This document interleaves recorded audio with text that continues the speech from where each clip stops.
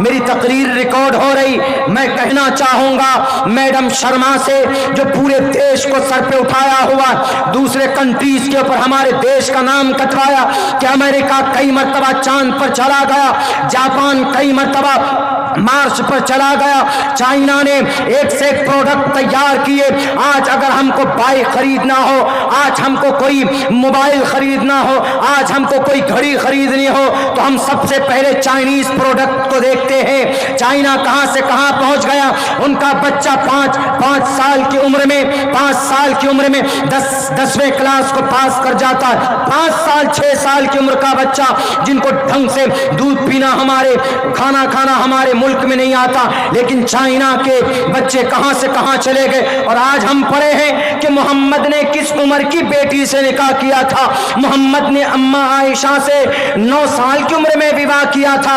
ارے ان سب کے اوپر سوچو، یہ دھارمک باتیں چھوڑو، ان کے اوپر بحث کرنے سے کوئی فائدہ نہیں۔ ایک پلیٹ فارم پر کھڑا ہو جاؤ اور اس دیش کو اونچائی تک پہنچانے کا کام کرو۔ ہم نے کیا تھا الحمدللہ، ضرورت پڑی تھی تو سامنے کھڑے ہو کر ہم نے کفار و مشرکین کو، ظالموں کو اس دیش سے بھگایا تھا، اور آج بھی ہم وہی چاہتے ہیں کہ ہمارے بیچ میں دھارمک کوئی وواد نہ ہو۔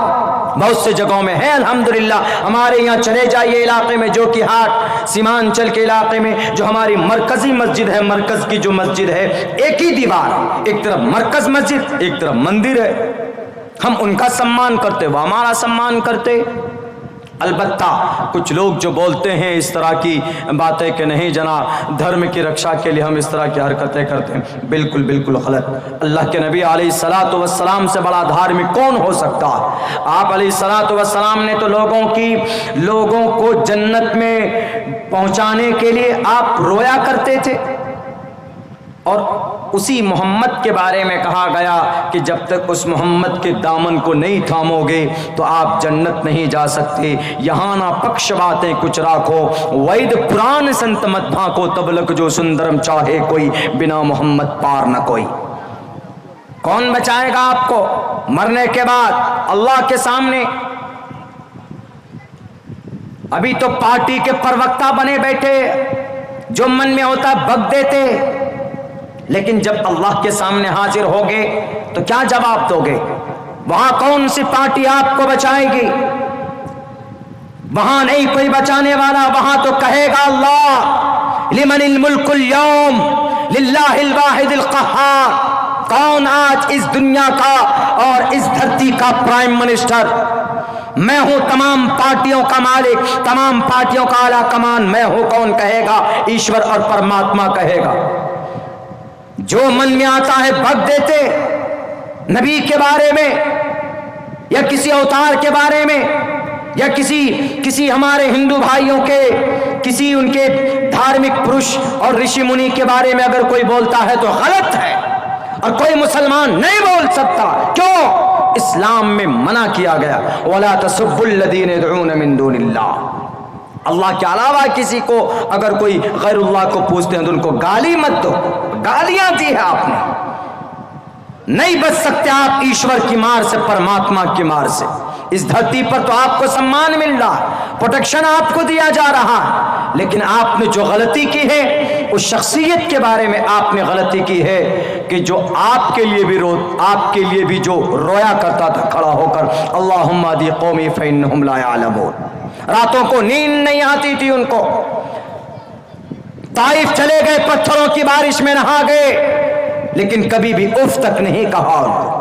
جبرائیل امین آتے اور آ کر کہتے کہ اے محمد آپ اشارہ تو کرو، ان طائف کے بیچ میں ان پتھر بازوں کو پیس دیا جائے گا، کچل دیا جائے گا۔ محمد رسول اللہ نے کہا کہ نہیں، اللہ نے مجھے ظالم بنا کر نہیں بھیجا اس دنیا کے اندر، اللہ تبارک و تعالیٰ نے مجھے رحم و کرم بنا کر کے، رحمت للعالمین بنا کر اس دھرتی کے اندر بھیجا۔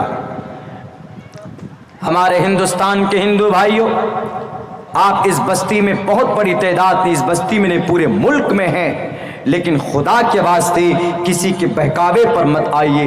ایشور کے قریب ہونا ہے تو ایشور کے نام کا مالا جپیے، ایک پرماتما کے اوپر عقیدہ رکھ کر اس ایک پرماتما کے سامنے سر جھکائیے، تبھی آپ ایشور کے قریب ہوں گے۔ یہ میں نہیں کہہ رہا ہوں، یہ آپ کا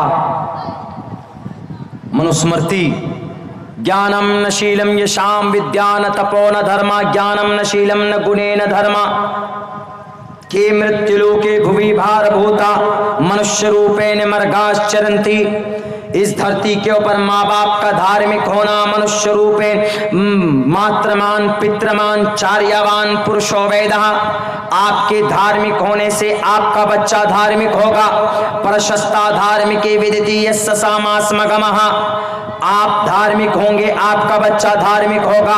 आपका बच्चा धार्मिक होगा तो कोई भी धर्म एक दूसरे के बीच में नफरत की दीवार नहीं खड़ी करता। हाँ, हमारा धर्म अच्छा है तो हम अपने धर्म की अच्छाई को बयान करेंगे। आपको अच्छा लगे आप कबूल कीजिए। इस्लाम यही कहता है। इस्लाम जबरदस्ती किसी को मजबूर नहीं करता कि नहीं तुमको कलीमा पढ़ना ही पड़ेगा, ला इलाहा इल्लल्लाह पढ़ो ही तुम। बिल्कुल नहीं, परमिशन नहीं है, ऐसा नहीं। अगर कोई हिंदू धर्म को कबूल करना चाहे तो भारत के संविधान के हिसाब से वह कर सकता है। हम उसको इस देश में मना नहीं कर सकते। वो जिस धर्म को कबूल करना चाहे कर सकता है। लेकिन लोग यहाँ पर खामखा बदनाम करते हैं कि नहीं जनाब ये लोग डराते हैं, मारते हैं और लालच देते हैं 70 हूरों का, और तब जाकर बहला फुसला कर पैसे दिखा दिखा कर ये लोग कलीमा पढ़वाते हैं। बिल्कुल गलत बात। अगर कहीं कोई करता है तो गलत करता है, लेकिन ऐसा कोई नहीं करता। हमारे एक दो आलिम दीन के ऊपर आपने इल्जाम लगाकर जेल में तो डाला है, जैसे मौलाना कलीमुद्दीन सिद्दीकी साहब। वो अमन को सामने रखते थे, एक अल्लाह की वहदानियत को सामने रखते थे। मौलाना करीम साहब के ऊपर इल्जाम लगाकर कि धर्म परिवर्तन कराते थे। जबरदस्ती उन्होंने किसी भी इंसान को कलीमा नहीं पढ़ाया। आप देख लीजिए, मौलाना करीमुद्दीन सिद्दीकी साहब बड़े शरीफ इंसान थे, आपने जेल के अंदर बंद कर दिया है। दुनिया के जेल में ताकत आपके पास थी तो आपने बंद कर दिया। लेकिन जब वो परमात्मा पूछेगा, जब उस परमात्मा के सामने हाजिर हो गए, वहां पूछेगा लिमनिल मुल्कुल यौम, आज किसकी हुकूमत है? आज सुप्रीम कोर्ट का जज कौन है? आज हाई कोर्ट का जज कौन है? बताओ तो उस वक्त क्या जवाब दोगे? उस वक्त ऊपर वाला कहेगा फल्यौम ला तुज़लमु नफ्सुन शैआ, आज किसी के ऊपर जर्रा बराबर जुल्म ज़्यादती नहीं की जाएगी। इसलिए भारत के अंदर हमारे हिंदू भाइयों और हमारे मुस्लिम भाइयों, दुनिया के ऊपर जुल्म करने से पहले, दुनिया में किसी के ऊपर जुल्म ज़्यादती करने से पहले आप अपनी मौत को सोचिए कि आपको मरना है, अपने परमात्मा के पास जाना होगा। इसीलिए किसी को बुरा भला मत कहिए, किसी के अजान के ऊपर टिप्पणी मत कीजिए, या किसी की हनुमान चालीसा अगर कोई पढ़ता है तो किसी मुसलमान को परमिशन नहीं है कि वह हनुमान चालीसा पढ़ने पर किसी मुसलमान भाई को दिक्कत हो, कोई दुश्वारी हो। क्यों? वो उनका अकीदा, वो जानते हैं कि भजन करना कुछ होता है, हमारा पाप हरने होता है तो वह करते हैं। लेकिन मेरे हिंदू भाई, जब आप भजन करते हैं, अगर कोई मुसलमान उसी वक्त लाउड स्पीकर लेकर दरूद पढ़ने लगे, अल्लाहुम्मा सल्ली अला, या और अलग तरीके से दरूद पढ़ने लगे, अजान पढ़ने लगे, तो गलत है कि नहीं? बिल्कुल गलत। 1450 साल पहले से अजान पढ़ा जा रहा है, 1450 साल से कंटिन्यू रेगुलर पढ़ा जा रहा है, कोई वो नहीं। लेकिन आज कुछ सरपसंद लोग ऐसे आ गए इस देश के अंदर कि नहीं जनाब, ये लोग इल्ज़ाम पे इल्ज़ाम लगाकर खामखा अजान के सामने कभी हनुमान चालीसा, कभी नबी पाक अलैहिस्सलातु वस्सलाम की ज़ात अक़दस पर कीचड़ उछालते। वो ज़ात नबी की, जानवर भी अपनी शिकायत करता था कि बेज़ुबान जानवर नबी से शिकायत, हम पर जुल्म हो रहा है। उनकी लैंग्वेज में मुसलमान, क्रिश्चियन, जैन, बौद्ध सब के सब इंसानियत के एतबार से मोहम्मद रसूलुल्लाह के नजर में बराबर थे, इंसानियत के एतबार से। इसीलिए अल्लाह के नबी अलैहिस्सलातु वस्सलाम ने कहा अल मुस्लिमु मन सलिमल मुस्लिमून मिन लिसानिही व यदिही, मुसलमान वो है कि उसके हाथ से किसी दूसरे को तकलीफ नहीं पहुंचनी चाहिए। A Muslim and complete Muslim and does not harm towards a fellow Muslim and his cruelties। ये भी कहा कि तुम्हारे पड़ोस में अगर कोई मुशरिक रहता, काफिर रहता, जैसे हमारे आसपास में टोटल हम लोग यहाँ पर مسلم بھائی بھی رہتے, ہندو بھائی بھی رہتے, تو ان کے لیے کیا بیان کیا اللہ کے نبی نے کہا کہ لا يدخل الجنت من لا یأمن جارہ بوائقہ.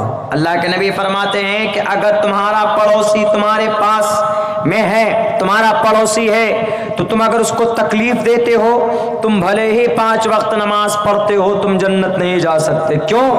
اس لیے کہ تم پڑوسی کو کیوں ستاتے ہو. اب مسلم will not enter the paradise. مسلمان جنت نہیں جائے گا. کیوں؟ whose neighbor is not safe. کہ اس کا پڑوسی اس کے ظلم سے اگر محفوظ نہیں ہے, وہ مسلمان کبھی بھی جنت نہیں جا سکتا. پڑوسی میں کوئی بھی ہو سکتا, ہندو بھائی بھی, کرسچن بھی ہے, جین بھی ہے, بودھ بھی, کون ہے؟ سب کے سب تو اس دنیا کے اندر میں حضرت آدم کے اولاد. اللہ کے نبی کا یہ پیغام ہے, دنیا کے اندر کوئی مائے کا لال جو محمد رسول اللہ صلی اللہ علیہ وسلم کے اتنے خوبصورت میسجز پیش کر سکے ان کے سامنے میں. بچپن سے لے کر 6 سال کی عمر میں آپ تھے تو ماں کا انتقال ہو جاتا ہے, 8 سال کی عمر میں دادا چلے جاتے, 12 سال کی عمر میں چچا چلے جاتے.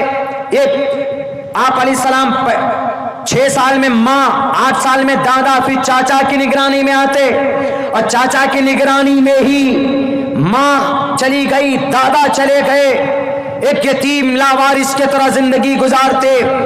لیکن آپ نے کسی کا ایک قطرہ خون تک نہیں بہایا تھا, بلکہ انصاف دلاتے تھے. آس بن وائل نے ایک زبید نامی شخص کے اوپر ظلم کیا, اس کے پروفٹ کو کھا گئے, بیٹھ گئے لے کر. تو آپ علیہ السلام کی عمر اس وقت 15 سال 20 سال تھی. آپ نے کہا کہ کعبہ کے مکہ المکرمہ کے لوگوں, کعبۃ اللہ کے صحن پر حاضر ہو. آس بن وائل نے ظلم کیا ہے, کھڑے ہو گئے نبی. اور پھر آپ علیہ السلام نے ایک سنگٹھن بنا کر زبید کو انصاف دلایا. آس بن وائل کے مکان پر کھڑے ہو کر کہا کہ آس بن وائل تم نے ظلم کیا, ان کو انصاف دو. آج انصاف دینے کے لیے کوئی کھڑا نہیں ہوتا, آج بلکہ لوٹا جاتا ہے. آپ کے پاس پیسہ ہے تو پرشاسن بھی آپ کی زبان, بہت پیسے والے کی زبان بولتی. رشوت کی تھیلیاں دے کر آپ زمین کے اوپر قبضہ کر لیتے ہو, غریبوں کے اوپر اتیاچار کر لیتے ہو. پیسہ ہے تو کیس جیت کے جناب جج کو مینج کر لیا جاتا ہے, پولیس والوں کو مینج کر لیا جاتا ہے. لیکن نبی وہ تھے کہ سامنے کھڑے ہو کر آپ علیہ السلام نے زبید جو باہر سے پردے سے آیا تھا, آپ علیہ السلام نے ان کو انصاف دلایا. اور آپ نے یہ کہا کہ میں کسی کے اوپر ظلم ہوتا ہوا نہیں دیکھ سکتا. جب آپ کو نبوت دی گئی تو نبوت کے بعد آپ نے اس سنگٹھن کا نام تھا حلف الفضول. آپ نے کہا کہ یہ سنگٹھن مجھے اتنا پیارا ہے, اگر مجھے نبوت نہ دی جاتی تو میں اس سنگٹھن سے الگ نہیں ہوتا. مجھے سرخ اونٹ سے بھی زیادہ یہ سنگٹھن مضبوط, مطلب ایسی سنگٹھن, ایسی جماعت جس میں آپ علیہ الصلاۃ والسلام نے جس پلیٹ فارم سے دوسروں کو انصاف دلایا, آج ان کے اوپر کیچڑ اچھالنے کی پوری کوشش کی جاتی. میرے بھائیوں, میرے ساتھیوں, آپ علیہ الصلاۃ والسلام کے اوپر جو لوگ ابدر اور غلط ٹپنی کرتے, کمنٹس کرتے ہیں, وہ لوگ یا تو نبی پاک علیہ السلام کو مکمل طور پر جانتے نہیں ہیں, یا جانتے ہیں لیکن دشمنی اور عداوت کے بنیاد پر اپنے آپ کو پاپولر ہونے کے لیے وہ اس طرح کی باتیں کرتے. ورنہ نبی پاک علیہ السلام کی اتنی پیاری زندگی ہے, علماء بیان کرتے ہیں, مناسب وقت ملتا ہے تو ہمارا بھی ذہن چلتا ہے کہ ہم کوشش کریں لوگوں کے سامنے ان واقعات, ان میسجز کو رکھنے کے لیے. تو بات یہ تھی کہ آپ نے 11 شادی کیوں کی, what is need to get married with 11 women, کیا ضرورت تھی 11 عورت سے شادی کرنے کی؟ آپ نے 11 عورت سے اس لیے شادی کی تھی, آپ نے عیاشی کی وجہ سے نہیں کی تھی نعوذ باللہ, بلکہ آپ نے اس لیے شادی کی تھی ایک کنواری باقی سب کے سب بیوہ, تاکہ ان بیوہ عورت کو سہارا مل جائے. اور سب کے حق حقوق آپ نے پورے کیے, سب کے حق حقوق آپ نے پورے کیے, کسی کے اوپر ذرہ برابر بھی آپ نے ظلم زیادتی نہیں کی. اس لیے 11 شادی کی. ایک حکمت یہ، دو تین حکمت کی وجہ سے، ایک حکمت تو یہ تھی آپ علیہ السلام نے 11 شادی کی کہ تاکہ چونکہ آپ پر شریعت نازل ہوئی وہ شریعت عورتوں تک بھی پہنچنی چاہیے. تو بہت سی عورتیں مسئلے پوچھنے آتی تھی تو اللہ کے نبی ان کی انٹرنل مسائل کو، جیسے حیض، نفاس، پرائیویٹ مسئلے، اللہ کے نبی سے ایک عورت نے سوال کیا. اما عائشہ فرماتے ہیں کہ اللہ کے نبی ہم حیض سے کیسے پاک ہوں گے، حیض اور نفاس آپ علیہ السلام اب کیسے بتائیں گے؟ لیڈیز ہے، غیر محرم ہے، اور ایک مرد ہے، اللہ کے نبی کیسے بتائیں گے؟ آپ نے کہا کہ خوشبو والے کپڑے سے صفائی کرو. اب خوشبو والا کپڑا کون سا، کیسے سمجھائیں گے؟ اسی لیے آپ علیہ السلام نے شادی کی 11 تاکہ بیویاں زیادہ ہوں گی تو شریعت کو زیادہ طور پر عورتوں تک پہنچائیں گی. ایک تو یہ مقصد، دوسرا مقصد یہ تاکہ مختلف قبیلوں سے آپ نے شادی کی، مختلف قبائل سے 11 شادی کی. اونچے خاندان میں بھی آپ نے شادی کی، غریب خاندان میں بھی آپ نے شادی کی. یہ میسج تھا دنیا والوں کو کہ آپ الگ الگ قبیلوں میں شادی کر سکتے ہیں. اگر چودھری ہے تو چودھری میں شادی کر سکتا ہے، اور اگر پٹھان ہے تو پٹھان میں، چودھری پٹھان میں، پٹھان چودھری میں، انصاری تیلی میں، تیلی چودھری میں. سید مسلمانوں میں جیسے سید ہے، سید کر سکتا ہے انصاری سے، شیخ سے کر سکتا ہے. صرف مسلمان ہونا چاہیے. برادری، کاسٹ یہ شادی کو مانے نہیں. اس چیز کو توڑنے کے لیے آپ علیہ الصلوۃ والسلام نے شادی کی تھی کہ تاکہ مختلف قبائل کے بیچ میں، مختلف کاسٹ کے بیچ میں، ایک دھرم کے مختلف کاسٹ کے بیچ میں شادی کی جا سکتی. ایک حکمت تو یہ، دوسرا حکمت یہ تھا، دوسری یہ آپ علیہ السلام یہ چاہتے تھے کہ الگ الگ دوسرے بڑے بڑے خاندانوں میں یا علاقے میں جتنے بھی قبائل تھے سب سے شادی کریں گے تو سب کو ایک ساتھ جوڑ لیں گے، اور اسلام کی سربلندی کے لیے تھوڑی سی ہمت اور تقویت ملے گی. اسی لیے بھی آپ علیہ الصلوۃ والسلام نے شادی کی تھی. آپ نے غریب عورت سے بھی شادی کی، آپ نے مالدار عورت سے شادی کی، آپ نے اپنے سے زیادہ عمر کی عورت سے شادی کی اور کم عمر کی لڑکی سے شادی کی. اگر کسی کی عمر 12، اگر کسی لڑکے کی عمر 20 سال ہے، اس کے سامنے 40 سال کی عمر آ جائے، 25 سال کا جوان 40 سال کی عورت آ جائے تو کیا نکاح کر سکتے ہیں؟ بالکل کر سکتے ہیں. چونکہ اما عائشہ اور اما خدیجہ الکبریٰ محمد رسول اللہ کی زندگی دیکھ لے. اگر کوئی یہ چاہے کہ بہت زیادہ عمر کی عورت سے شادی کر سکتا ہے، کوئی کر سکتا ہے، جیسے اللہ کے نبی اور حضرت سودا رضی اللہ تعالی عنہا. کیا کوئی باہر دوسرے ملک میں جا کر دلی کے اندر شادی کر سکتا ہے؟ کر سکتا ہے. چونکہ آپ علیہ الصلوۃ والسلام نے قبیلے اوس اور خزرج اور دوسرے علاقوں کے اندر آپ نے شادی کی تھی، غریب گھرانے میں، اونچے گھرانے میں، تاکہ پوری دنیا والوں کو یہ پیغام دے سکے کہ اگر لڑکا غریب ہے، اگر اس کی بیوی مالدار ہے تو نکاح ہو سکتا ہے، یا لڑکا مالدار ہے بیوی غریب ہے تو نکاح ہو سکتا. یہ تمام کے تمام اغراض و مقاصد تھے. دنیا والوں کوئی اور مقصد نہیں تھا. میری تقریر کو سننا اور غور کرنا، یہی مقصد محمد رسول اللہ صلی اللہ علیہ وسلم کا تھا. اگر آپ علیہ السلام کا نکاح کرنے کا مقصد اگر عیاشی کا ہوتا، اگر آپ علیہ الصلوۃ والسلام کا مقصد زیادہ عورتوں کے ساتھ سنبندھ بنانے کا ہوتا تو آپ جوانی کی عمر ایک بوڑھی عورت کے ساتھ نہیں بتاتے. 53 سال کی عمر جب آپ کی ہو گئی تو پوری یہ بی بی خدیجہ الکبریٰ کے ساتھ 25 سال کی عمر سے لے کر 53 سال کی عمر جو پوری جوانی کی عمر تھی آپ نے بتائی تھی. دنیا والوں ہے کوئی جواب آپ کے پاس نہیں دے سکتے.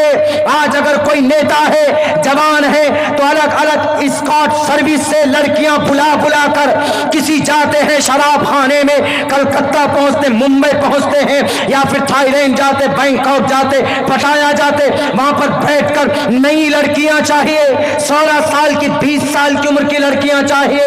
کیوں؟ پیسہ ہے، پاور ہے، عیاشی بھری ہوتی ہے زندگی میں. قربان جاؤ کالی کملی والے پر. 24-25 سال کی عمر سے لے کر 53 साल जवानी, पूरी जवानी आप अलैहिस्सलाम ने एक बेवा औरत के साथ आपने गुजार दिया। ये सिर्फ एक पैगाम था, अय्याशी नहीं थी। मैडम शर्मा जी, आपने किस कॉलेज यूनिवर्सिटी में पढ़ा है, रिसर्च कर लो, कार्बन डेटिंग के जरिए रिसर्च कर लो। अगर अल्लाह के नबी ने 9 साल की उम्र में अम्मा आयशा सिद्दीक़ा की रुखसती हुई है तो वो बालिग हो चुकी थी। She was completed at that time, she was and completed, बालिग हो चुकी थी वो।